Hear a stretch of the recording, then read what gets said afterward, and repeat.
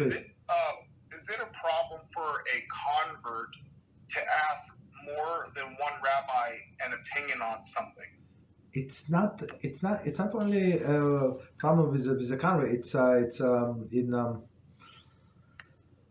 in a Hilchot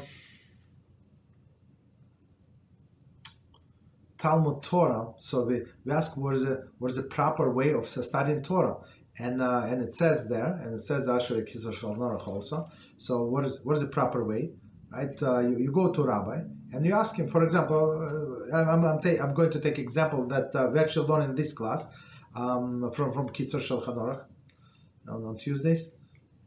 That a person asks Rabbi, is this food kosher or not? Rabbi look at the food and says, no, it's not kosher. So the food is forbidden. And this person decided to get a second opinion from another rabbi. So he comes to the second rabbi and asks him, Rabbi, is this food kosher? Right? And of course, he has to disclose that I spoke to that rabbi and he told me it's not kosher. And you have to explain why.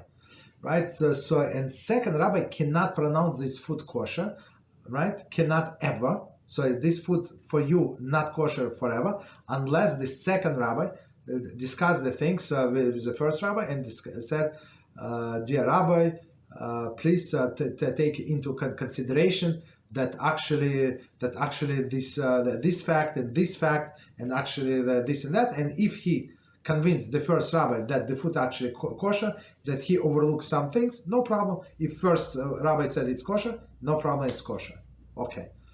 That's how it works with kashrus. But if the first one says it's not kosher, and second and third and 10th said it's kosher, it stays not kosher forever. Okay, for that specific person, right? But in general, we're talking about in general. Doesn't a convert Jews for does not? It's a loss exactly the same for everybody. So second thing. So if a person comes to Rabbi, asks a question, whatever question, doesn't matter what question, right? And he gets the answer, and he does not like this answer. That happens very often. He goes to the second rabbi. He has to disclose the proper, right? I have a question, but here's my question, and I have to tell you that I already asked such and such rabbi. He gave me such and such answer. Okay, and the second rabbi give you opposite answers. So you say.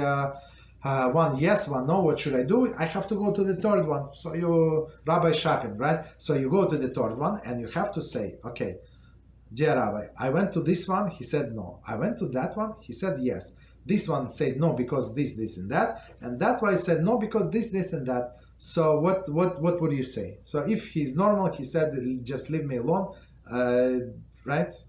That's a normal answer. But if he decided, so he can give you a different answer. But you must disclose what already, what psak you already got from different people. You understand? That's allowed. There is no problem. So you can go to the higher authority, but you have to disclose what other people say and why. Go ahead. So my first question, when I asked you about it being a sin to intentionally eat glyphosate or bad things in your food, I already asked another rabbi, and he told me that it was a sin. It was, that it was a sin and that was unhealthy, but it wasn't the death penalty and of the such. So that's why I asked. And then, okay, I have one more question. So let's say... One second. Before we finish. There's never death penalty for eating forbidden foods. Right? Only maybe a person going to a chorus, like his soul is going to be cut because he ate halaf and this and that, but from Beis Din, there is... I don't think that there is a death.